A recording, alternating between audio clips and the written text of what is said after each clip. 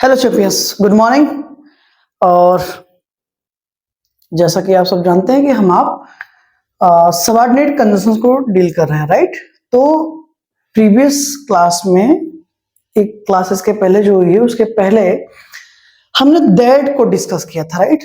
तो वहां पे आपसे ये कहा गया था कि दैट को एज अ रिलेटिव प्रोनाउन हम डिटेल में डिस्कस करेंगे, ठीक है।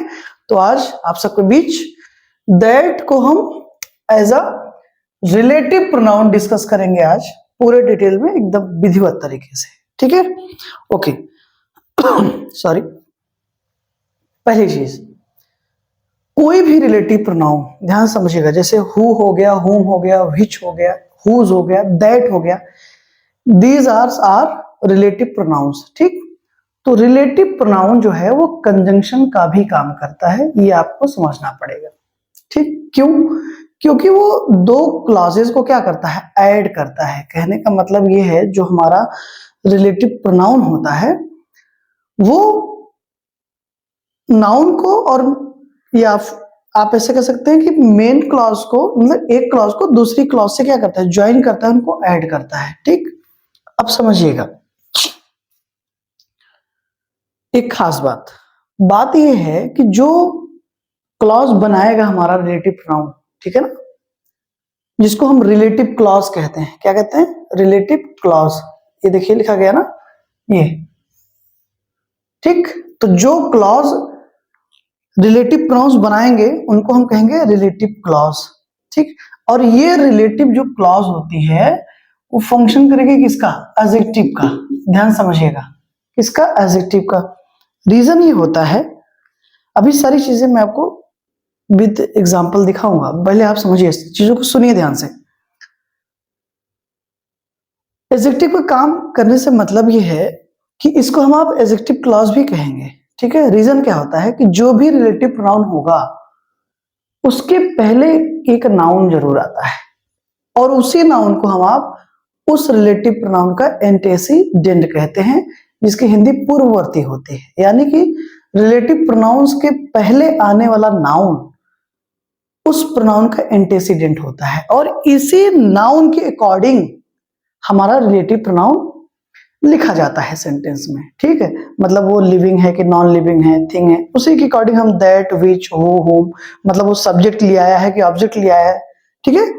तो सब्जेक्ट लिया होगा तो हु लगा देंगे, नहीं तो हुम लगा देंगे, ठीक है। आप रिलेटिव प्रोनाउन वाले चैप्टर को अगर आप प्लेलिस्ट में जाकर देखेंगे, प्रोनाउन में आपको रिलेटिव प्रोनाउन मिल जाएगा, तो वहां पे आप देखेंगे तो रिलेटिव प्रोनाउन एकदम डिटेल में डिस्कस किया गया है, वो समझ में आएगा। आज हम दैट को डिस्कस कर रहे हैं एज अ रिलेटिव प्रोनाउन, ठीक। तो अब ये जो क्लॉज हमारे पास है, मतलब रिलेटिव प्रोनाउन वाला जो क्लॉज है, ये जो क्लॉज हमारे पास है उस नाउन को मॉडिफाई करेगी, इसका मतलब ना, अगर उसी के अकॉर्डिंग आ रही है तो उसके बारे में बात करेगी। बात करने का मतलब है कि ये जो क्लॉज है उस नाउन को क्या कर रही है, मॉडिफाई कर रही है। और आप सब जानते हैं कि कोई भी शब्द अगर नाउन या प्रोनाउन को मॉडिफाई करता है तो वो हमारा एडजेक्टिव होता है, क्लियर। तो चूंकि ये पूरी की पूरी क्लॉज ही उस नाउन को मॉडिफाई कर रही है, तो इस पूरी क्लॉज को हम क्या कहेंगे? एडजेक्टिव क्लॉज कहते हैं, ठीक है। और एक खास बात, इसको मैं अपने शब्दों में जा क्लॉज बोलता हूं। रीजन क्या है बताऊंगा अभी। जा क्लॉज, ठीक है, आप लोग भी याद कर लीजिए। जा क्लॉज कहने का रीजन क्या है मेरा? रीजन ये है कि जब आप इसकी हिंदी निकालेंगे, ठीक है ना, चाहे हु की, हुम की, तो हुम का जो इंटेरोगेटिव सेंटेंस में जब यूज होता है ये, तो इसका कौन, किसे, कहां, ये सब, right, who, home, which, right, कौन सा, ये सब सेंस देते हैं। लेकिन जब ये as a relative pronoun use हो रहे हैं तो सबका मतलब जो, जिसका, जिसने, जिसकी, जिन्हें, यही सब निकलेगा।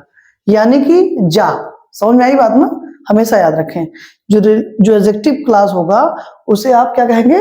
जा क्लास कहेंगे। क्यों? क्योंकि जब आप उनकी हिंदी निकालेंगे, आप थोड़ी से, हाँ, जब उनकी आप हिंदी निकालेंगे, हिंदी में सेंटेंस बोलेंगे, तो वहां पर जा शब्द आएगा, राइट, जिसका, जिसने, राइट, जिस, जिसको, यही सब निकलेगा।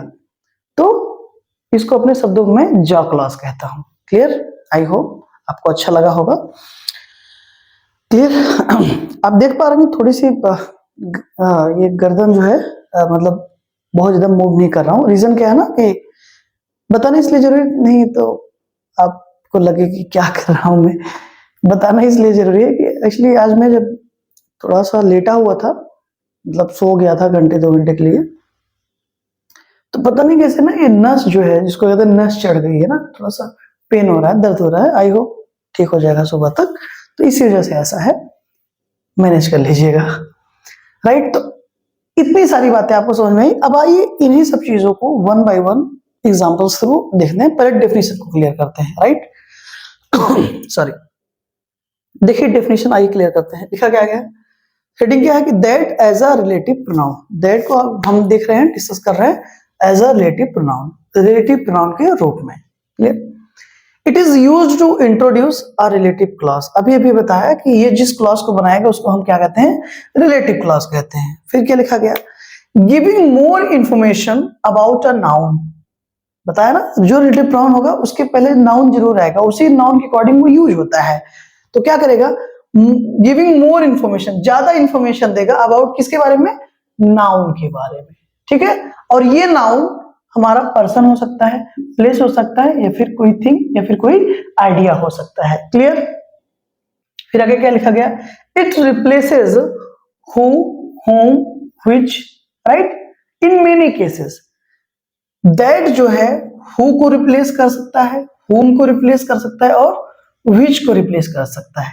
यहां से एक चीज हमें समझ में आई बात कि हु और होम ये हमारा किसके लिए आता है, पर्सन के लिए आता है ना। व्हिच किसके लिए आता है, आप अच्छे जानते हैं, ये थिंग के लिए आता है। ठीक, लेकिन जो दैट है वो हु और होम को भी रिप्लेस कर सकता है और व्हिच को भी रिप्लेस कर सकता है। कहने का मतलब ये है, जो हमारा दैट है, ठीक, ये थिंग के लिए भी आ सकता है और पर्सन के लिए भी आ सकता है, अर्थात दोनों के लिए आ सकता है। क्लियर? अब आइए देखते हैं। पहला एग्जांपल है, the boy that won the race is my cousin. The boy, वो लड़का, दैट वॉन द रेस, जिसने क्या जीता है दोस्तों, रेस को जीता, इज माई कजिन, वो मेरा कजिन है। ठीक है, चचेरा भाई है। जिसने, जो लड़का रेस जीता है वो मेरा कजिन है। ठीक है, तो यहां पर दैट किसको रिप्लेस कर रहा है, अभी किसने जीता है, ये वर्ब हो गई ना, तो ये जो एक्शन हुआ वो किसके द्वारा हुआ है, द बॉय के द्वारा, यानी कि हमारा क्या है, सब्जेक्ट है। ठीक है, तो यहां पर जो दैट है वो किसको रिप्लेस किया है, वेरी गुड, हु को। ओके, चाहे आप लिखें the boy who won the race is my cousin, it is okay, no problem. या फिर हम लिख सकते हैं the boy that won the race is my cousin. वो लड़का, अब देखिए जो आया ना, हु का भी सेंस यहां पर क्या आएगा, जा से ही आएगा, दैट का भी जा से ही, यानी कि वो लड़का जो रेस जीता या जिसने रेस जीती, इज माई कजिन, मेरा कजिन है। फिर क्या लिखा गया, दैट द बुक, वो किताब, दैट आई बोरोड, जो मैंने बोरो किया, वॉज इंटरेस्टिंग, बहुत इंटरेस्टिंग थी ना, इंटरेस्टिंग थी। तो क्या, बुक ना, थिंग है, तो यहां पर दैट किसको रिप्लेस कर रहा है, फिश को रिप्लेस कर रहा है। तो चाहे हम लिखें the book which I borrowed was interesting, ये भी सही है, और the book that I borrowed was interesting, ये भी सही है। यानी कि वो किताब जो मैंने बोरो की, उधार ली, वो इंटरेस्टिंग थी, रुचिकर थी। ओके, नेक्स्ट देखिए, दैट द मैन, वो आदमी, यू मेट, अब ध्यान दीजिएगा, ये वर्ब हो गई, मिलने का काम यू ने किया है, समझिएगा मेरी बात को। यहां पर सॉरी, द बुक, वो किताब, वो किताब, कौन सी किताब, जो मैंने बारो ली ना, ये वर्ब और ये सब्जेक्ट, क्या ली गई थी, किताब ली गई थी। राइट, तो विच को रिप्लेस कर रहा है, तो बुक क्या हो जाएगी, एक तरीके से ऑब्जेक्ट ही तो होगा। तो द मैन, वो आदमी, दैट यू मीट, जिससे तुम मिले, कब? यस्टरडे, जिससे तुम कल मिले थे, इज माई फादर, वो मेरे पिताजी हैं। यानी कि वो आदमी जिससे कल आप मिले थे वो मेरे पिताजी हैं। तो मिलने का काम यू ने किया, किससे? द मैन से, उस आदमी से, राइट, मतलब वो आदमी से। तो जिससे भी आप मिले, यानी कि ये यहाँ पर किसको रिप्लेस कर रहा है? अब ऑब्जेक्ट हो गया ना द मैन, तो यहाँ पर दैट हमारा होम को रिप्लेस कर रहा है, होम को। तो चाहे आप लिखें the man whom you met yesterday is my father, ये भी सही है, या फिर आप लिख दें the man that you met yesterday is my father is absolutely correct too। Clear? क्योंकि आप जानते हैं that पर्सन के लिए भी आ सकता है और थिंग के लिए भी आ सकता है। who whom हमेशा पर्सन के लिए आता है। अगर सब्जेक्ट, चूंकि आप जानते हैं कि who एक ऐसा वर्ड है जिसके तीनों केसेस बनते हैं, subjective, objective and possessive, right. who subjective case होता है, यानी कि हमेशा सब्जेक्ट के लिए आएगा। whom हम ऑब्जेक्टिव केस होगा, ऑब्जेक्ट के लिए आता है, और whose पोजीशन बताता है संबंध या relation, ownership, right, ownership, not owner, ownership, okay. फिर देखिए क्या लिखा गया, दिस इज द बुक, यह वही किताब है, दैट आई बॉट स्टडी, यह वही किताब है जिसे मैंने कल खरीदा, राइट। तो दैट हिंदी सेंस क्या रहा है? जिसे, ध्यान दे रहे हैं ना। फिर क्या लिखा गया, this is the most interesting movie that, हमारा रिलेटिव प्रोनाउन है आई हैव सीन, मतलब अभी तक मैंने जितनी भी मूवीज देखी हैं, ये मूवी उन सब में से बहुत, उन सब में से ज्यादा इंटरेस्टिंग है, right. This is the most interesting movie that I have seen ever, right. अभी तक हमने जितनी भी मूवीज देखी है, मैंने उसमें से सबसे ज्यादा इंटरेस्टिंग ये वाली मूवी है, ठीक है। तो यह देखिए मूवी आपका नाउन है। अब देखिए दोस्तों, जहां जहां भी दैट लगा है, जहां जहां भी दैट लगा है, आप देखेंगे उसके पहले एक नाउन मिलेगा आपको। मूवी नाउन है हमारा, ठीक है। बुक नाउन है, द मैन नाउन, अब एडिटर में मिल गया तो इसको नाउन फ्रेज भी कह देंगे। मैन क्या है? नाउन है। दैट प्रोनाउन है हमारा, कौन सा? रिलेटिव प्रोनाउन, ठीक है। अब ये कनेक्ट कर रहा है ना, तो एज अ कंजंक्शन भी यूज हो रहा है ना। जैसे यहाँ पर देखिए, this is the most interesting movie, subject verb का कंजंक्शन है, ये क्लॉज हो गई। दैट हमारा प्रोनाउन है और कंजंक्शन का भी काम कर रहा है, क्योंकि दो क्लॉजेस को ऐड कर रहा है। दूसरी क्लॉज कौन सी है? I have seen. तो दैट आई हैव सीन, ये कौन सी हो गई? रिलेटिव क्लॉज, जिसको हम आप एडजेक्टिव क्लॉज करें। क्यों? क्योंकि ये पूरी की पूरी क्लॉज इसी मूवी को क्या कर रही है?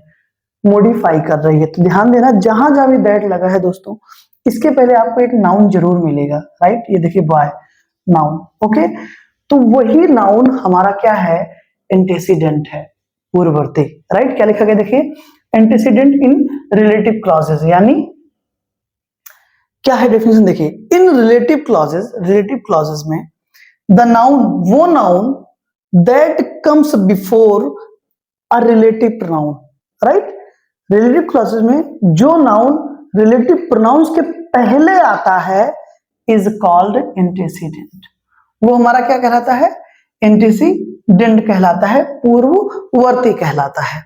तो यहां जहां जहां भी दैट लगा है दोस्तों, उसके पहले आप देखेंगे एक नाउन जरूर मिलेगा, और वही उसका क्या है? एंटीसीडेंट है। ये बहुत जरूरी होता है जानना, क्योंकि उसी के अकॉर्डिंग हमारा रिलेटिव प्रोनाउन यूज किया जाता है सेंटेंस में। क्लियर? तो ये पूरी की पूरी बात थी दोस्तों दैट के ऊपर as a relative pronoun. I hope आपको पूरा अच्छे से समझ में आया होगा। मैं साइड में इसलिए हटाऊं ताकि अगर आपको स्क्रीनशॉट वगैरह लेना हो तो आप ले सकें। ये पूरी बात हमारे दोस्तों यहाँ पर कंप्लीट हो गई। आई होप आपको समझ में आया होगा।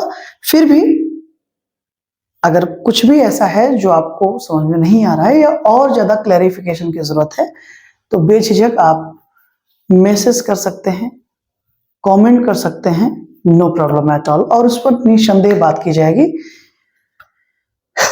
आप एकदम निश्चिंत रहें,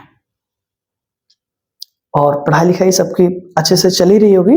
और एक खास बात, इस दुनिया में सबसे ज्यादा अगर कोई इंपॉर्टेंट चीज है तो वो आपका है समय, ठीक है।